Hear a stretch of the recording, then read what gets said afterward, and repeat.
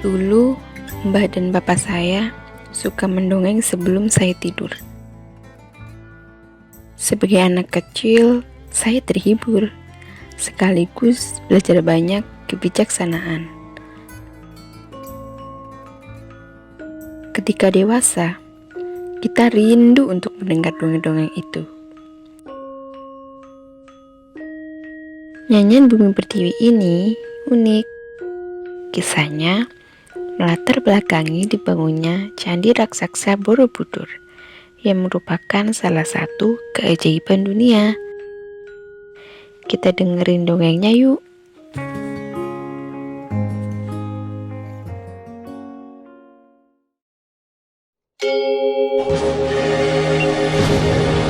Nyanyian Bumi Pertiwi, sebuah kisah fiksi yang dilatar belakangi pembangunan Candi Borobudur dan Prambanan. Dongeng ini berkisah tentang cinta dalam balutan asmara, intrik kekuasaan, juga mitos, ilmu batin, ilmu budaya, tradisi, dan perjalanan spiritual.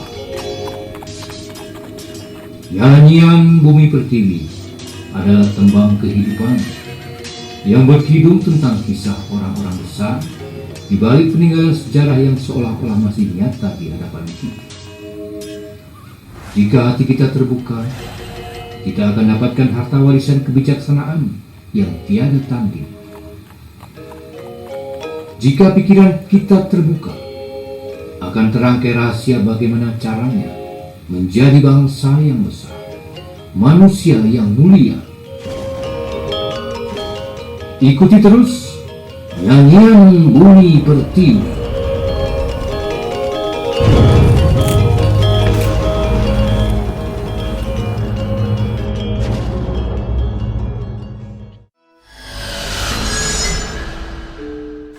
Cerita Nyanyian Bumi Pertiwi berlangsung sebelum Mpu Sendok memindahkan ibu kota Mataram Medangkamulan ke arah lebih timur, ke dekat wilayah mistis di sekitar Kahuripan, dan mendirikan Wangsa Isyana.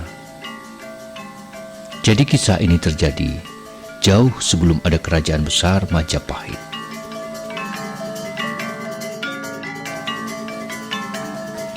Tersebutlah pada awal abad ke-8 hingga akhir abad ke-9, Mataram sedang menggantikan kejayaan kerajaan-kerajaan lain.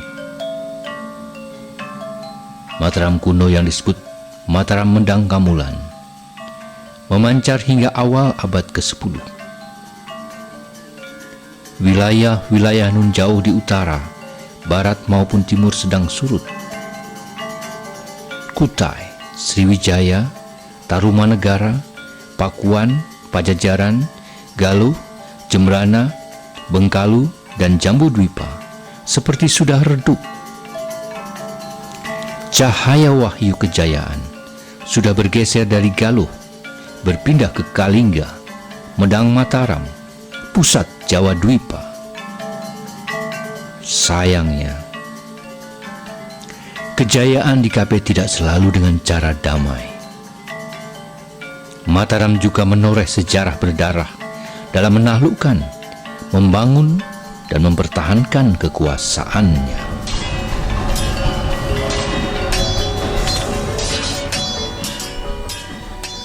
Raja Sanjaya yang baik hati dan bijaksana sudah lama mangkat. Ada yang mengatakan beliau sudah meninggal. Namun sebagian orang beranggapan beliau moksa, yaitu bangkit ke nirwana bersama raga dan jiwanya sekaligus. Yang lebih aneh, ada segelintir orang yang bahkan percaya Sanjaya memilih mengasingkan diri. Madeg Pandito, Amukti Palapa, hidup di tengah hutan sebagai Brahmacarin. Tidak ada seorang pun yang tahu di mana beliau berada. Keturunan penerus kekuasaan Sanjaya dianggap lebih lemah. Nyatanya mereka diganyang oleh pasukan dari barat laut yang kemudian menamakan diri mereka Wangsa Shailendra. Begitulah kekuasaan di Mataram direbut dengan cara yang berdarah. Kejadian berikut ini adalah peristiwa di bagian utara Mataram. Pada waktu pasukan Sailendra merebut satu persatu wilayah kekuasaan keturunan Sanjaya. Di lembah Gunung Merbabu yang diapit perbukitan Telomoyo, dengan danau luas bernama Danau Rawikanta, atau orang sekarang menyebutnya Rawa Pening, dan pertanian wilayah Banyu Biru yang subur, masyarakat hidup tentram, damai, dan makmur.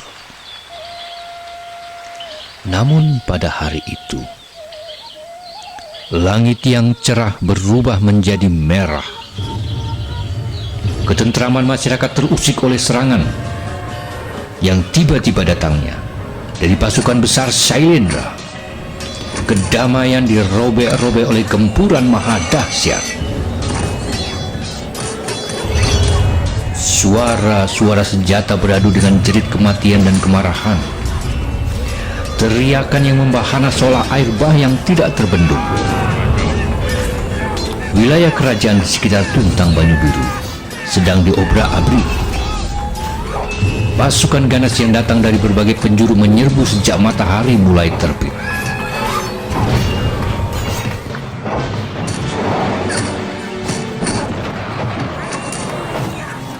Tidak terkecuali Wate atau perkampungan dan Wanua atau desa di sekitar Tuntang juga dihantam dengan ganas sehingga porak-poranda. Rumah-rumah dibakar, penduduk dibantai. Mereka kini membobol istana Raja Banu yang bernama Datulaya Guskara. Pasukan musuh berkekuatan 100 kali lipat dibanding kekuatan prajurit Datulaya Guskara yang tidak seberapa.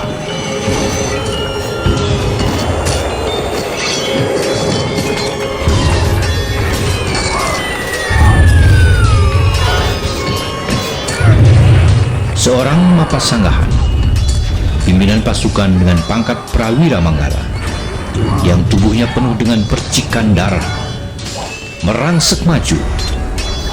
Pimpinan prajurit yang bernama Murdana itu berteriak, memberikan perintah yang dengan cepat dilaksanakan oleh prajurit-prajurit yang beringas.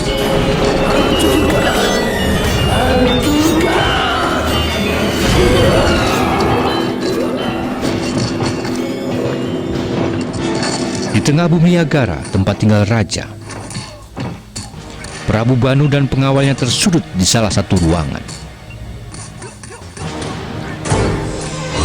"Tangkap dia! Tangkap Prabu Banu!" teriak Mapasanggahan Murdana. Prajurit-prajurit yang sudah gila oleh nafsu membunuh itu segera mengepung. Aneka jenis senjata maut siap menghunjam dan merajam. "Sri Raja Banu, putra Rahyang Kaihara, kami mendapat tugas untuk menghabisi Paduka, bukan mengangkat atau menyeret hidup-hidup lagi, melainkan menghabisi. Ini Patiaknya Sastra, surat perintahnya." Terkesiap raja tua itu melihat Patiaknya Sastra atau surat perintah raja berwarna perak kehitam-hitaman yang disalin di atas lembar lempengan batu hitam.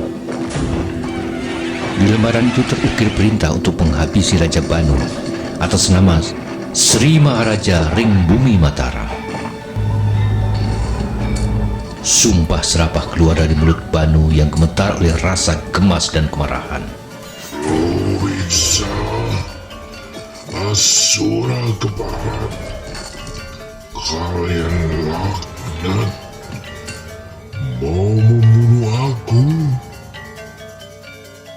Banu tidak pernah menentang Kamulan Mataram. Aku juga seorang penganut Mahayana.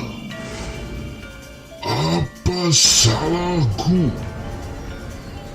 Selama ini kami hanya ingin mandiri, tidak lebih, tidak kurang." Tiba-tiba, dari onggokan tembok yang kayu-kayunya hangus muncul permaisuri. Sebagian badan permaisuri tergores oleh api yang memercik dari benda-benda yang terbakar.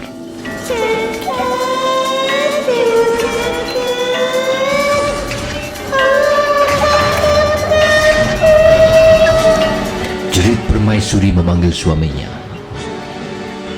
Namun dengan sigap, para prajurit menangkap permaisuri yang hendak mendekati Raja Banu. Melihat hal itu, Raja Banu sangat khawatir. Antari Maharaniku, sujudlah pada mereka agar tumpah rasa belas kasihan kepadamu yang tidak tahu menahu soal kekuasaan. Antari bersujud dan memohon. Izinkan aku untuk yang terakhir kalinya.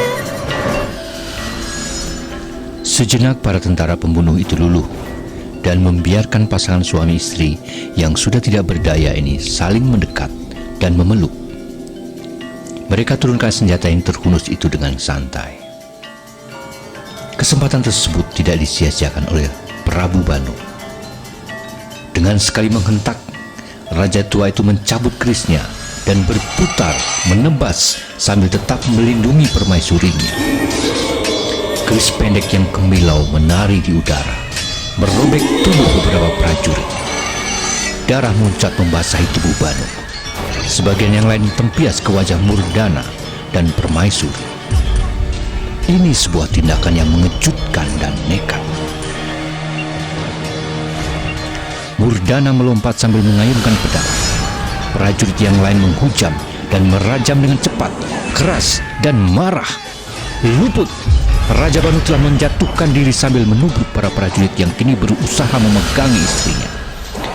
Antari bukannya tidak mengenal olah kanuragan. Meski terbatas hanya untuk membela diri, wanita itu tahu tindak keyudaan. Bagaimanakah nasib Raja Banu dan permaisurinya? Dapatkah penguasa Datu Layak Kuangbu sekarang yang terletak di Banyu Biru itu menyelamatkan diri? Akankah mereka dihancurkan oleh pasukan yang begitu kuat?